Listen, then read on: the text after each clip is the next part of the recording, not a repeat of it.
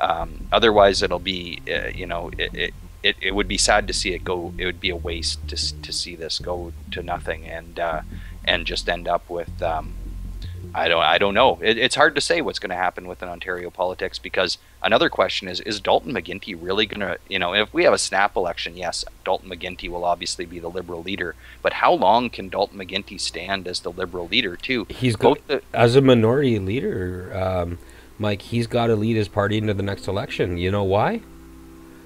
Because if he steps down and there's a leadership race, although, that's wait, what I was. Wait a sec.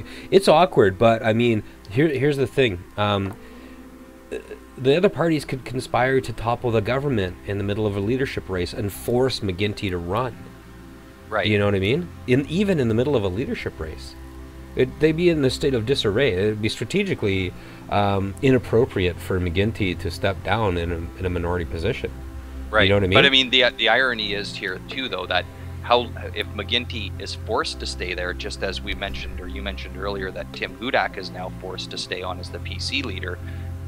If the people of Ontario keep changing their mind and turning away from the Liberals just as much as they're turning away from Tim Hudak, then eventually the Liberals are going to have to find a new leader. Right. Now that I expect to happen right after McGuinty's loss, which would occur in the next election. I mean, I think, and this is why I bother even saying that the NDP should put together an alternative budget for the next round. Do you know what I mean? For next year. Start telling Ontario people what you get with an NDP government. Start putting yourself in a position where you're making those decisions, you're making those presentations, because Andrea Horwath has the very enviable task of running against two deeply unpopular men.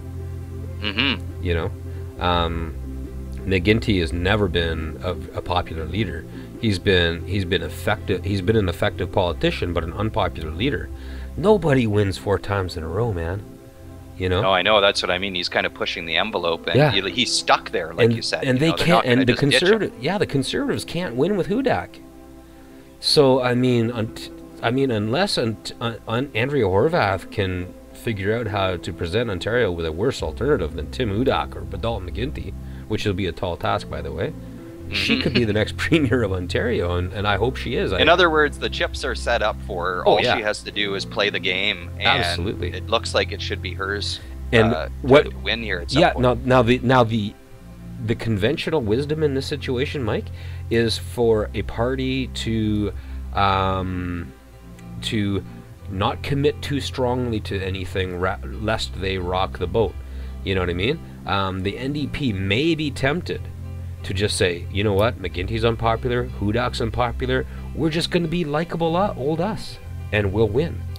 But I don't think in these trying and turbulent times that strategy is going to work, because people crave stability. People crave. Well, yeah, you get some people too, like the really I don't know what else to call them other than an intense voter, somebody who maybe doesn't have a pure political affiliation, but is as a political animal still. And if they're traditionally looking between PC and Liberal, and they're willing to go back and forth between that, some of those people will still make the choice to go with the Liberals, and some will still make the choice to go with the Progressive Conservatives.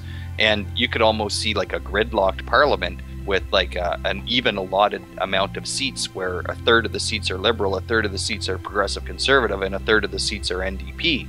And that's probably not a formula that's going to, that's not going to lead to stability itself either.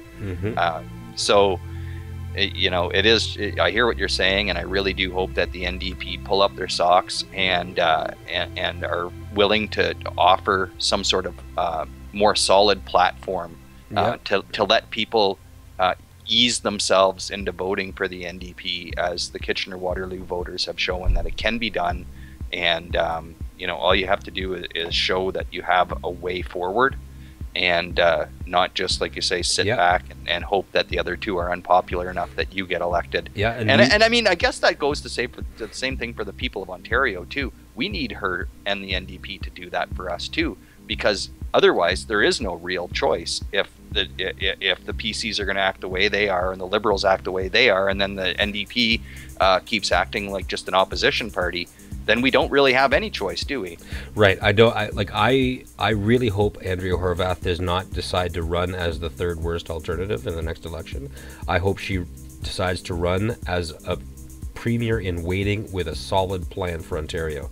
I strongly hope that she does that, because I'd get behind an NDP effort like that. You know why? Because I love the NDP candidate in our riding, Henri Giroux. We had him on the show before.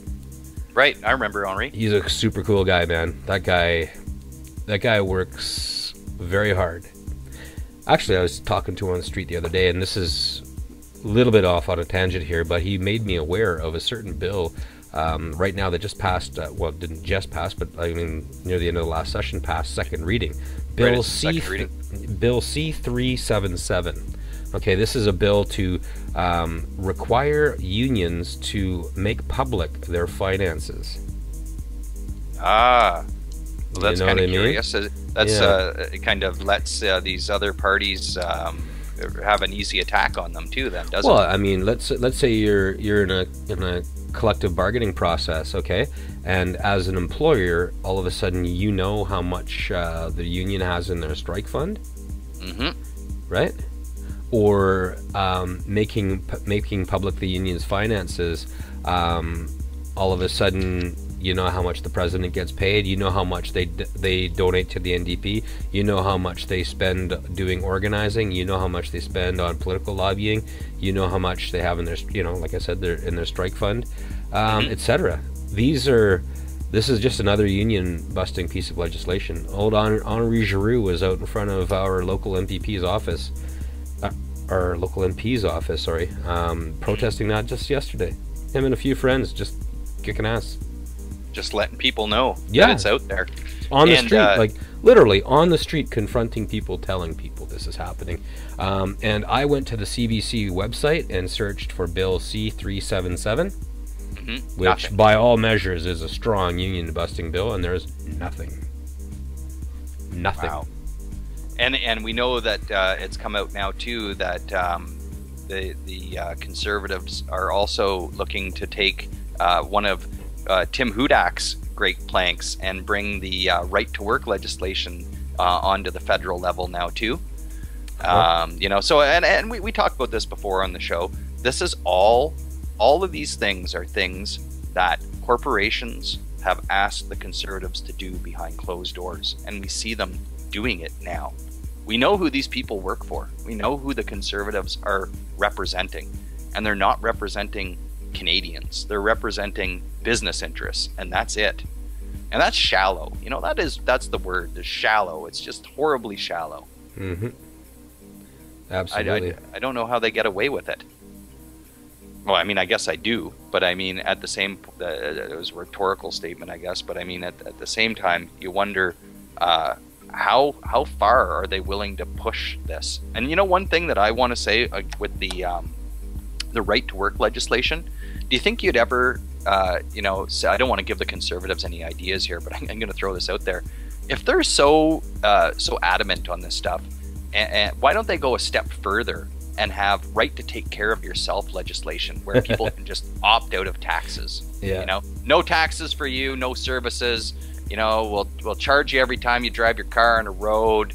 No more medical coverage. Why wouldn't they do that? Well, because it wouldn't work. I see your logic, Mike. This is the underlying stream that they push on people, right? The underlying ideas that they have that get them elected, and yet they'd never fucking do it. Yeah. Here's the thing. What right to? I see the logic that you're presenting here, and the parallel you're creating. What right to work legislation in effect does when in giving a worker the right not to pay union dues, even though they benefit from the collective bargaining process and from the services of the union. Can you imagine? Right. Like all of a sudden you get the services of a union without having to pay for it. Why? And there are a lot of people what out you're there saying like is that. why can't we have the services of a government without having to pay for it? Yeah, that's even better. Just opt out of taxes, and I can just live my life just like that. And it's like yeah, that's even better. I like that, Tony. And there are ways currently already, even without this legislation, I know this, that you can technically opt out of paying union dues as long as you donate the same amount to a charity, which is kind of curious. Now, the thing is, though, as soon as you do that, you technically aren't, the union will not represent you anymore. However, you still get most of the benefits of that collective bargaining agreement, because you would not be getting paid the amount you're getting paid without the collective bargaining agreement. You would not be getting regular wage increases without that collective bargaining agreement. But when the boss treats you like shit, don't go running to your union and expect, or if you get fired arbitrarily, don't expect the union to back you up anymore. And now you're just in the regular workforce. Yeah, man. And just before I go to another track here, I'd like to point out the fact that when we talk about union busting and the assault on the middle class, that basically entails, again, it's something that Canadians really need to start paying attention to before it's too late. Like we said earlier about the war that may or may not be impending with Iran, it would be really nice if the anti-war movement got active right now, as opposed to when bombs are already falling, right?